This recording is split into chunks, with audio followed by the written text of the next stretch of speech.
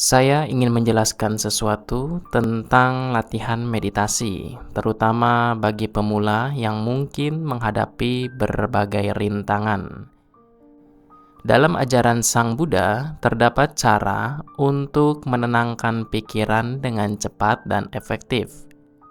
Analogi yang diberikan oleh Bante Buddhaghosa menggambarkan pentingnya menjaga fokus seperti anak sapi yang harus diikat pada tiang agar tidak terpengaruh oleh gangguan luar. Dalam konteks meditasi, objek meditasi adalah tiang yang stabil, sedangkan fokus atau konsentrasi adalah tali yang membantu menjaga pikiran agar tetap stabil dan tidak terpengaruh oleh gangguan luar.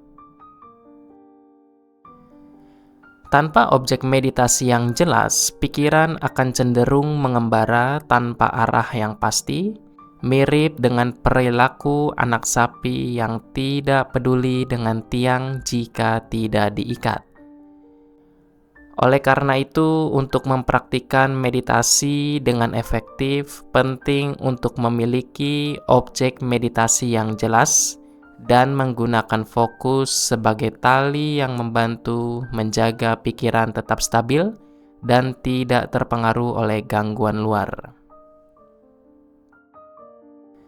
Banyak orang mengabaikan pentingnya perhatian dan fokus saat melakukan meditasi. Namun keduanya merupakan elemen krusial untuk menjaga pikiran tetap stabil dan tidak terpengaruh oleh gangguan luar. Analogi anak sapi yang diikat pada tiang menggambarkan betapa pentingnya menjaga fokus pada objek meditasi. Dalam konteks meditasi, kita perlu menggunakan tali perhatian untuk mengikat pikiran agar tidak terombang-ambing. Melalui latihan dan teknik tertentu, seperti menghitung nafas, kita dapat memperkuat perhatian dan menjaga fokus pada objek meditasi secara lebih efektif. Menghitung nafas dalam meditasi adalah praktik yang membantu menjaga fokus dan konsentrasi. Namun, terlalu banyak hitungan bisa membuat pikiran terganggu.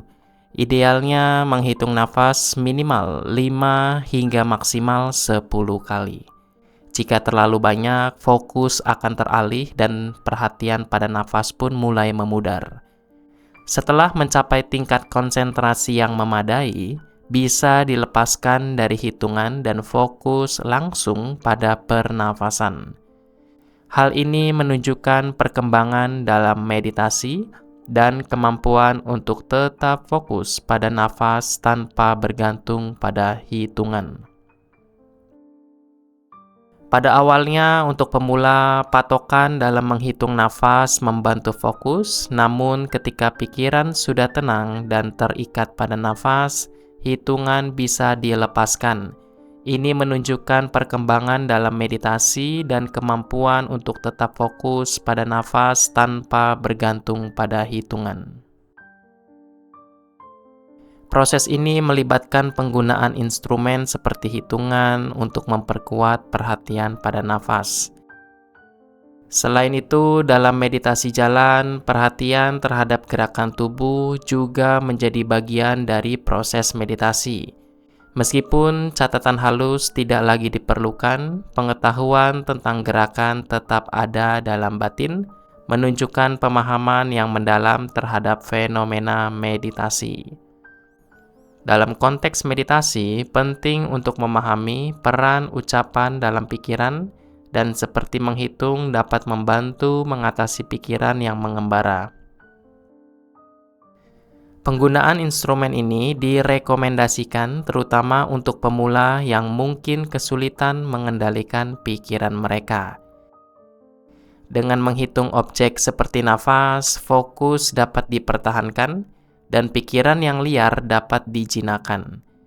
Meskipun ada patokan tentang beberapa kali menghitung nafas, hal ini dapat disesuaikan sesuai dengan preferensi pribadi Anda. Yang penting adalah untuk kembali pada fokus ketika pikiran mulai mengembara dan penggunaan instrumen ini dapat membantu dalam proses tersebut. Itulah Bapak Ibu, saudara-saudari sekalian. Semoga apa yang saya sampaikan bisa memberikan pemahaman. Semoga kita dapat merealisasi kebebasan sejati.